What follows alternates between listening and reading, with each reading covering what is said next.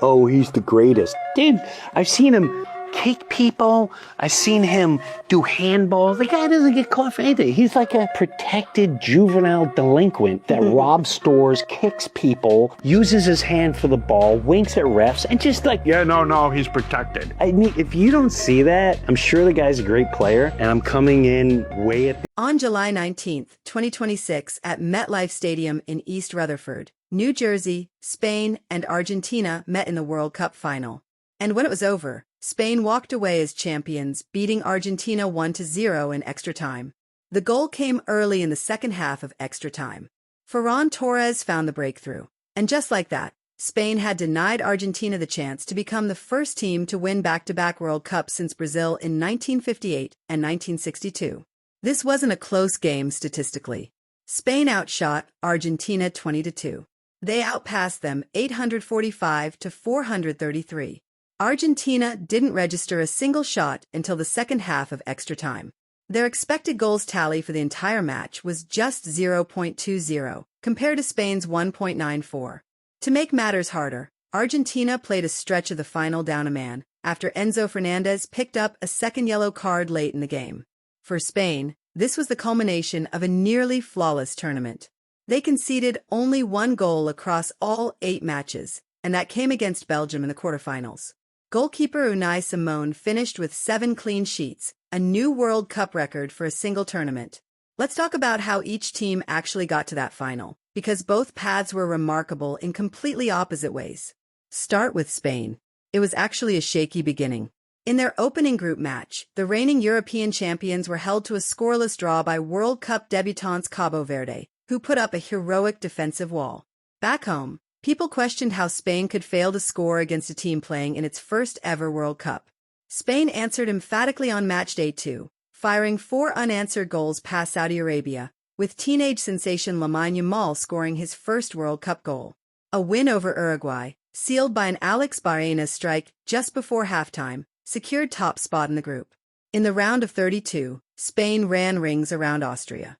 In the round of 16, they edged rivals Portugal 1-0, with substitute Mikel Merino scoring in injury time.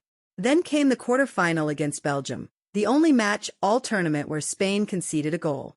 Fabian Ruiz put Spain ahead. Charles de Ketelaere equalized for Belgium in the 41st minute. And once again it was Merino, coming off the bench, who found a late winner to send Spain through 2-1. That set up a semi-final against France in Dallas.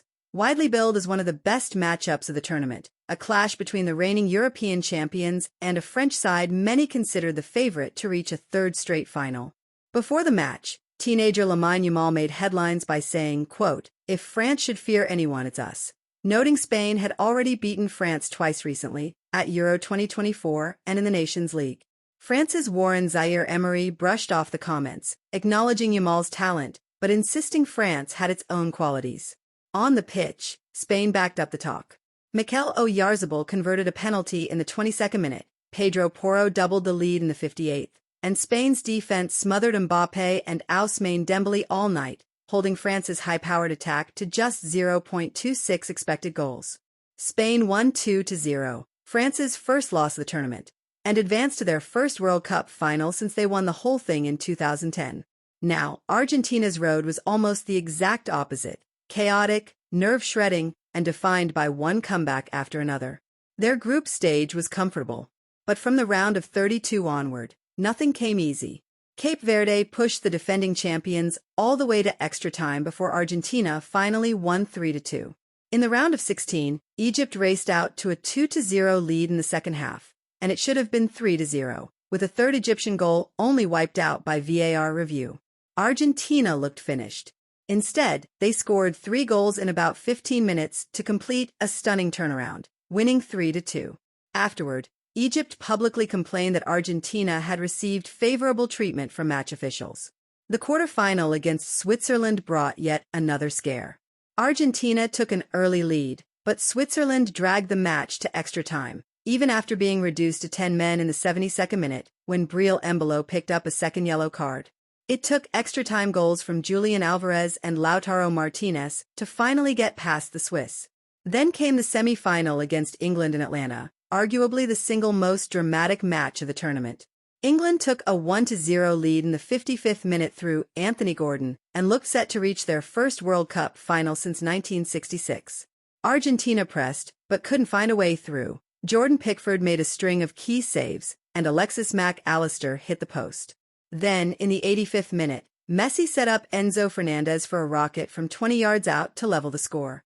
And with extra time looming in the second minute of stoppage time, Messi crossed again, and substitute Lautaro Martinez headed home the winner. 2 Messi assists, 2 goals in the game's dying moments, and Argentina survived, 2-1, reaching their 7th World Cup final in history while extending England's wait for a first final in 6 decades. So by the time the two teams met on July 19th, they'd taken almost opposite routes to get there.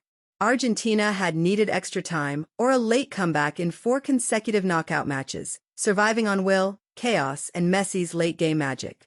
Spain had needed exactly 1 goal against them the entire tournament and had methodically dismantled every opponent in front of them, including the tournament favorites in France. In the final, it was Spain's version of football that won out. Control, patience, and defensive discipline over Argentina's dramatic, last-gasp brilliance. Messi's tournament, individually, was still remarkable. He came into the final looking for something no player has done in over 60 years, back-to-back titles. He'd already said this would be his last World Cup, and at 39 years old, having just become the first man in history to play in 6 World Cups, everyone knew this was likely the final chapter. He finished with 8 goals and 4 assists, involved in 12 of Argentina's 19 goals across the competition, and became the all-time leading scorer in World Cup history with 21 goals, though Mbappé closed the gap to just 1 by tournament's end. At one stretch, Messi had scored in 9 consecutive World Cup matches, a run dating back to Argentina's round of 16 game against Australia in Qatar in 2022.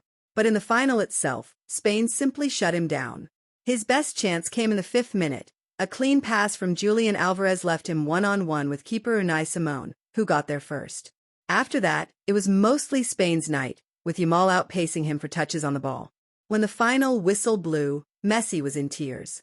His coach, Lionel Scaloni, later said he hoped the world felt proud of what Messi had achieved, calling him simply the best player to ever step onto a pitch. Whether Messi plays for Argentina again remains unknown. Scaloni said the conversation hadn't happened yet. As for the individual awards, this was Spain's tournament in almost every sense. Rodri took home the golden ball as the tournament's best player, remarkably without scoring a single goal or recording an assist, instead earning it through sheer control of the game. More passes and more distance covered than anyone else in the competition. Messi finished second, taking the silver ball. Mbappé claimed the bronze. Mbappé did walk away with the golden boot, his 2nd in a row, making him the first player ever to win the award twice. 10 goals in 8 matches, the most in a single World Cup since Gerd Müller in 1970, sealed with a 2-goal outing in France's 3rd-place match against England, which England won in a wild 6-4 thriller. Bukayo Saka scored a hat-trick, and Jude Bellingham sealed it in stoppage time. Messi took the silver boot behind Mbappé. Bellingham himself rounded out the top 3 in that race. Spain didn't stop there. Unai Simon won the Golden Glove, and Pau Cubarsí took home the Best Young Player award, capping off a tournament where the expanded 104-match, 48-team format drew nearly 6.9 million fans across stadiums in the US, Canada, and Mexico. Even the ceremony had its own moment.